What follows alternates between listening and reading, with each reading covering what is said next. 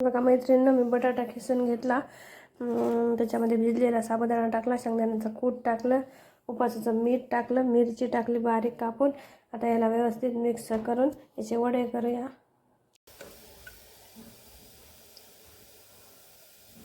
वड्याला खूप तेल आटते आणि हे खूप ऑइली असतात, म्हणून मी जास्त करत नाही.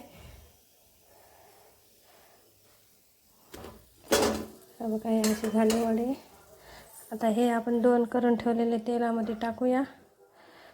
थोडं हातानं असं प्रेस करायचं.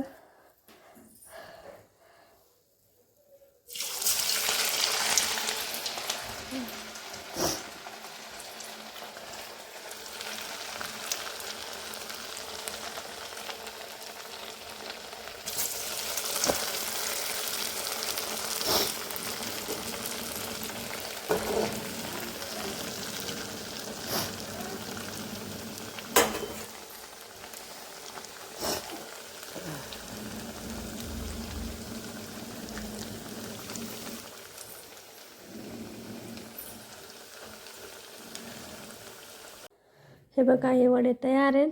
हे दह्यासोबत किंवा शेंगदाण्याच्या चटणीसोबत खाऊ शकता.